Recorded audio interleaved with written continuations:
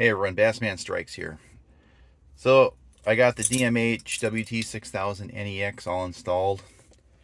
If you look closely, you can see the parking security thing blinking on the luminous bar.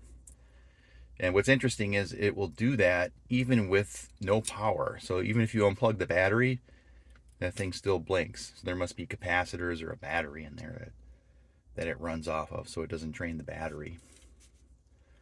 So I'm going to turn it on to accessory. I'm not going to start the truck, but this will give you an idea of how fast the boot up is while it's installed. Let's take a look. Yeah, there it goes. You can see I put a custom splash screen on it.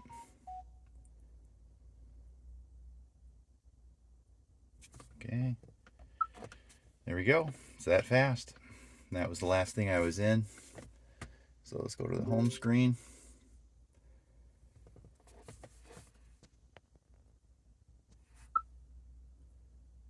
All right, Android Auto connects right away. And you can have the shortcut bar down here or up here, your preference. You can change that in the settings. And then over here we've got, you can initiate a voice call. That's the shortcut to the home screen. That's the shortcut to Android Auto.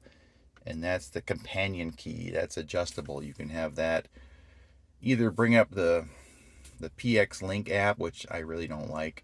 I mean, it lets you edit these shortcut bars over here, and you can rearrange them, add new stuff. So you can even add a camera widget here, and there is one for the gauges, but I can't get that one to work. I don't know if it's a bug or what, but yeah, that's pretty much what it looks like in the car. I'll do a separate video on this whole PX Link app thing. It's kind of dumb. This YouTube icon, all it does is it brings up YouTube on your phone. You can't actually watch YouTube on here. So that's kind of lame. I don't know. What's the point of that? You know, you got this big screen and you're going to watch, if you're parked, watch YouTube on here. Why doesn't it just mirror it over here? I don't know. Whatever. So let's go through some of the things I have set up on my home screen. So I got the car features. So we got the gauges. I got miles per hour in the center, RPM, coolant temp, fuel. That's the fuel gauge, and the battery voltage. So when I first set this up, I could not get this stuff to move around, and I had to do a reset of the Maestro module, and then I was able to get it set up the way I want. So that was a little bit, kind of a pain, but it wasn't a huge deal. So let's go back to the home screen. Make sure this is focused. All right, so you've got your album art that shows from the current running source. So whatever source you're running, whether it be Android Auto, USB, the radio, you're going to get shortcuts over here to control it, that's pretty cool. I kind of don't like this gradient sunburst thing they got going on here. I wish you could turn that off. It's kind of annoying. Hopefully they fix that in a firmware update. I don't know, maybe some people like that. I don't know. It's kind of like bright and a little too gaudy. I don't know. I just don't like it. So let's go through some of the apps quick. So I already showed you car features. If you click phone, that goes into your phone book. And if you try and make a call with Android Auto, it just goes into Android Auto. So if you want to use the standard Bluetooth, you got to make sure your Wi-Fi is off, and then you can get into the regular one. And you might want to do that to set the call gain, the microphone gain. That's the only way you can do it. They don't have a setting in, the menus to set the gain on the microphone. You have to do it while you're in a call, which is kind of dumb. But that's just how Pioneers work. All right, so then we got the HD radio. And again, it's on mute, so we won't have any copyright issues. And it's pretty responsive. And you do get album art. It takes a second for it to come up. See right there. This phone, I had to use a different phone. It does not focus well. This is an older phone. kind of junk. Alright, so that's the radio. You know, if you click here, it shows all your frequencies and stuff. And Pioneer does have a stupid bug. For whatever reason, if your channel is not an HD channel, for whatever reason, it will scroll the RDS text over here, and it does it on the lesser Pioneer models as well. I don't know why they do that. It's super dumb. And then when you switch to a different preset, it leaves the RDS text here. I don't know if I can show you. Let's see if we got one over here. I don't know. Yeah, I don't think those are set, but if it for whatever reason it can't get an HD signal and it still gets RDS, this part right here will scroll on the preset and leave random text from the scroll when you switch to another one. I don't know why they did that, and I've seen it. Some Android head units do the same thing. They must have copied it from Pioneer, and it's a bug. It's just not good usability. I mean, if you want to scroll this on a preset, fine. But when you switch to another one, switch it back to the frequency so you know what frequency it is. I mean, how hard is that, Pioneer? Come on. All right, enough about my RDS rant. Okay, so let's go back. So we go back to the USB. So there's the USB. Now, one thing, there's a little hidden menu over here. And if you click this DB thing, this will create a database. It'll use the tags from your MP3 or FLAC files or whatever files you have on there. And what you can do, if you click over here, so you've got two options. You've got file, and it just, it does it by folder and file. Or you can do tag, and that's what that database button does. It builds a database. So you can search by artist, album, song, genres.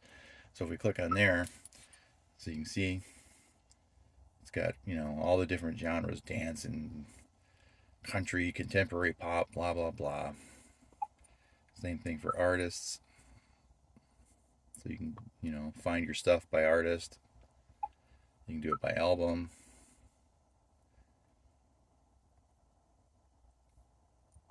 You can do it by song.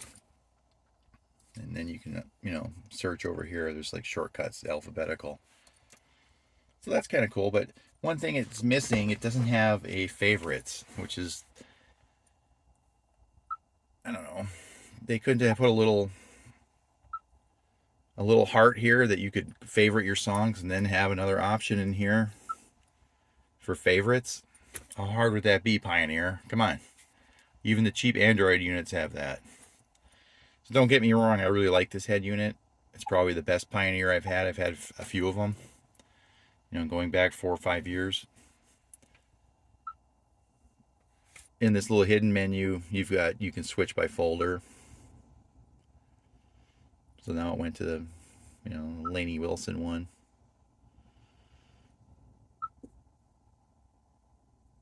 And then if you click over here, it'll have all the songs in that particular folder. So that's a general overview of the USB thing. It works pretty good, and it's standard across all the Pioneer radios. It all looks like this. And you've got your shuffle, your repeat, all that stuff standard. Your play and pause, you can pause it. And then if you go back, whatever your current playing, it'll play in the background, right? So even if you're in Android Auto, right? Let's play a song. So that's playing now, right? We go back. See, it's up there. It's playing in the background. And while Android Auto is going, and you have it running in the background, you can say, "Hey Google, tell me a story." Once there lived a protagonist and some supporting characters. Together they went on a journey. And, twist ending, it was all a dream. To hear enhanced stories, install the Google Play Books app and ask again. So all that works. And you can also, program it if you have the Maestro. I have a button on the steering wheel. I can initiate the voice. Sorry, I didn't understand. Yeah. So, it's pretty flexible. I did run into a couple issues. I went on a fishing trip the other day, went about 40 miles, and I don't know, I was doing something in maps, and yeah, so I was in here, I was in the search, and the GPS will like disable this, right? So you can only use voice while it's going, and there's no way to get around the GPS. I tried. The only way you can get around it, you need some kind of like GPS spoofer or something to trick it that you're going under whatever it is, 5 miles an hour. So like what I did, I clicked this while I was driving, right? I just wanted to see what it would do, and all of a sudden the Google Assistant stopped working. It would still work if I initiated it by the button on the steering wheel, but it stopped working when I said, "Hey Google," which never mind.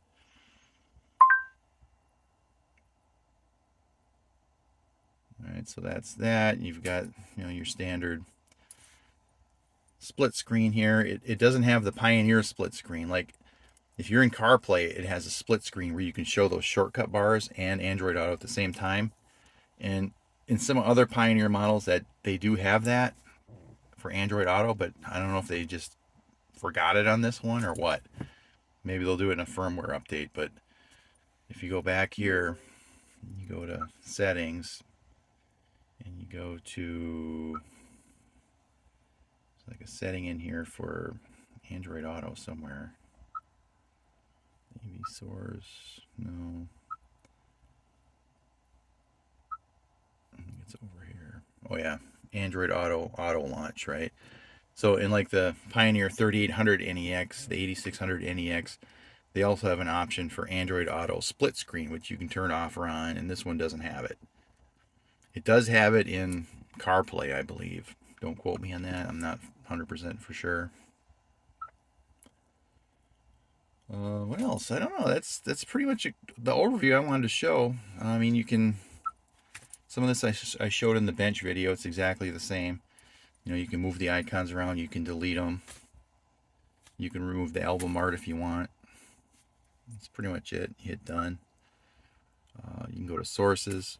This shows all your sources that you can select from. They're pretty much standard Pioneer. I do have SiriusXM, but I do not have a subscription. So you can see we got that, but there's no presets. It's all just, preview. So I don't know if I'll get a subscription. I had a subscription to this once before, but it's pretty nice. Even if you're out in the boonies, you can get radio. That's kind of cool.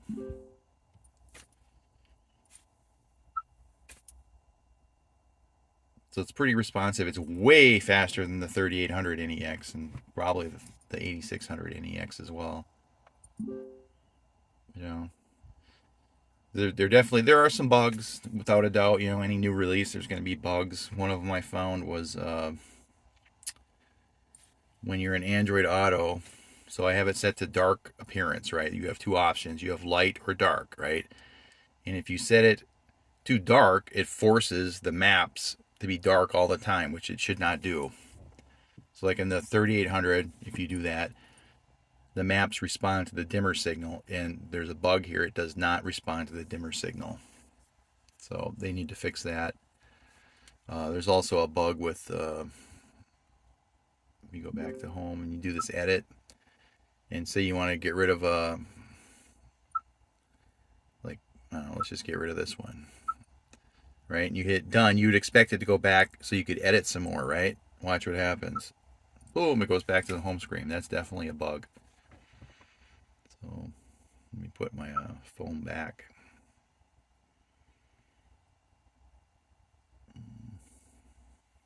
Add. Okay, my phone is back. Done. See, when you hit done, it goes back, which is what it should do. Well, you can see the album art here changed to the station that's currently playing in the HD radio. So that's kind of cool. Well, let's move this back.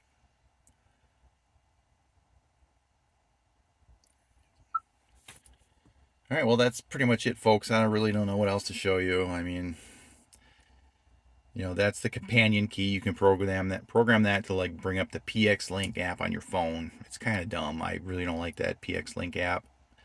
I don't know why they do that. And that's what this little red thing is for too. It's telling you that there's something not set, right?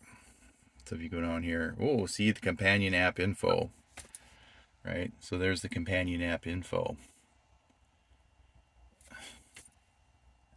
I mean, I get it, they want you to use their app, but you know, come on, seriously. Even if you skip it, it still shows you the little red thing that you need to address something, right? And again, there, seeing my favorites, companion app info. Oh, yeah, okay. It's dumb. You know, and the only thing that gives you is it lets you edit these, which, I mean, come on, Pioneer, put a on receiver way to edit these. We don't need an app. We got like a mile of real estate here. Just allow us to edit it from here. We don't need the app. It's dumb. You know, I mean, the app is nice for firmware updates, you know, but how many apps do you need? You've got the other one too, the car AV assist in the older models, you know. So I think that's pretty much it, folks. If there's something you want to see, let me know. You know, it's pretty much the radio. Oh, one thing, the GPS, right? Even if you unplug it, it still like disables like the luminous bar and stuff if you hit 10 miles an hour. And it like controls the time. You can switch the time zone and stuff, but you cannot set the time, which I'm not sure I like, because what if you, I don't know, something happens and you can't connect to GPS, you can't set the time. It'd be nice if there was an override. So, and even if you unplug the GPS, you still can't change this. Oh yeah, speaking of GPS, the only thing it's used for, where is it? Sorry, I don't know where all these settings are. It's under system. All right, system information. So if you go to connection status, so that will show there's your satellites and it's connected. Okay, so if you unplug the GPS, it'll say GPS not okay. And see the satellites in red, I've got 24 of them. Those will say 0, but you'll still have these even without the antenna, and you still get disabled going over 10 miles an hour. This one tells you installation is okay, speed pulse okay. So you can see the parking brake. I have the pulse thing hooked up onto the wiring harness, so it's always on. So it does give me access to some stuff, but the GPS overrides it. And there is a little thing you can do on the home screen if you turn off the sources, and you can hold right here on the source off screen for 10 seconds. You got to use a timer because it's picky. Then you switch over here next to the little phone icon for another 10 seconds, and that will do a set on, which well supposedly allows you to watch videos while the car is moving. I don't know, I didn't try it yet, but supposedly that works. I don't have any videos on here anyways, but so that's the connection status. You know, I don't know, do you want to see the gauges? Here, I'll start the car up. Alright, so the truck is running. We hit gauges. And there we go. So you can see there's RPM, there's miles per hour. You got your volts. So if your alternator is good, you're going to have 14 volts. If it's not, it'll be less than that. Sorry, I don't want to change that. There's your coolant temp. You can change these. So if you want to change an individual one, okay, so that gives you the options. And if it's already in use someplace else, you can't use it, and there's different places. But it doesn't look like you can do it, but you can swipe up to show other stuff that's available. So you can see there's RPM. Let me scroll down. So that's how you do that. It's not really obvious that you can scroll, but you can. And there's different gauge styles. So that's P2. So you can see I've got miles per hour over here because I'm not using these particular gauges. And there's normal and hold, right? That just holds it wherever they're at. And then I've got the tire pressure and the volts here, and it'll show a code here if there's anything wrong with the motor. You can click it and it'll show you what the code is if that's lit up. So the other stuff, my car doesn't support it through Maestro, like the climate controls, collision avoidance, radar, and I don't know what that one is, something. And you're supposed to be able to put a link in this thing here to the car features, but it says, for whatever reason, it says features not set when I try it. I don't know. It's kind of stupid. But it would be nice, like, if I could see the tire pressure here. That would be kind of cool. Or, you know, one of the other gauges, like, I don't know, RPM or coolant temp or something. So, I don't know, Pioneer fixed that. This thing is dumb. This YouTube link, it just, all it does is activate it on your phone. It's super dumb.